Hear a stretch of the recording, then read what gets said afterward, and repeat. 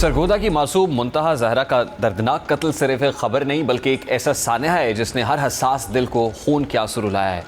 ये वाक़या सुनकर इंसान के रोंगटे खड़े हो जाते हैं और दिल ये सोचकर कांप उठता है कि आखिर एक मासूम बच्ची के साथ इतनी दरिंदगी कैसे की जा सकती है। मुंतहा जहरा की उम्र सिर्फ 8 साल थी। वो अपनी माँ की आंखों का तारा और अपने बाप की ज़िंदगी की सबसे बड़ी खुशी थी।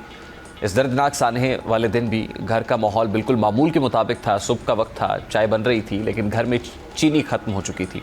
माँ ने मोहब्बत भरे अंदाज में अपनी नन्ही बेटी से कहा कि बेटा सामने वाली दुकान से चीनी ले आओ। मुंतहा खुशी खुशी घर से निकली। शायद उसे ये एहसास था कि वो अपनी माँ का एक छोटा सा काम कर रही है। उसके नन्हे हाथों में चंद रुपए थे और दिल में घर वापस जाकर माँ के साथ नाश्ता करने की ख्वाहिश थी। लेकिन उसे क्या मालूम था कि ये चंद कदमों का सफ़र उसकी ज़िंदगी का आखिरी सफ़र बन जाएगा। वो मासूम बच्ची जो घर से ये सोचकर निकली थी कि वो चंद मिनट में वापस आकर माँ के साथ चाय पीगी, उसे क्या खबर थी कि चंद कदम आगे इंसानों के रूप में छुपे दरिंदे उसकी घात लगाए बैठे हैं। उसे क्या मालूम था कि जिस दुकान की तरफ वो जा रही है वही जगह उसकी ज़िंदगी का आखिरी मकाम बन जाएगी। एक माँ ने अपनी बेटी को चीनी लेने भेजा था, लेकिन वापस उस माँ के हिस्से में चीनी नहीं, अपनी बेटी का जनाजा आया। जब मुंतहा काफ़ी देर तक वापस ना आई तो पहले घर वालों ने यही समझा कि शायद वो रास्ते में किसी जानने वाले से बात करने रुक गई होगी, लेकिन जैसे जैसे वक्त गुजरता गया माँ की बेचैनी बढ़ती गई। दरवाजे की तरफ उठने वाली हर नज़र नाकामी के साथ वापस लौट रही थी। इसी दौरान बाप के दिल में खौफ ने जन्म लेना शुरू कर दिया था।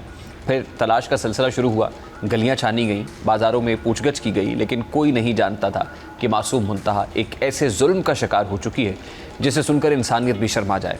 फिर सीसीटीवी फुटेज ने तफ्तीश का नया रुख मुतय्यन किया। फुटेज में मुंतहा को आखिरी बार एक किराना स्टोर में दाखिल होते हुए देखा गया। उसके बाद वो कहीं नज़र नहीं आई। पुलिस जब उस दुकान तक पहुंची और इमारत की जामे तलाशी ली गई तो एक ऐसा दिल दहला देने वाला मंजर सामने आया जिसने पूरे शहर को सोग में मुब्तला कर दिया। इमारत की बालाई मंजिल से मासूम मुंतहा की लाश बरामद हुई। वो नन्ही कली जो चंद लम्हे पहले ज़िंदगी से भरपूर थी, वो अब जुल्म और सफाकियत का निशाना बन चुकी थी। इब्तदाई तहकीकात के मुताबिक मुलजिमान ने इस मासूम बच्ची को अपनी हवस का निशाना बनाने की कोशिश की।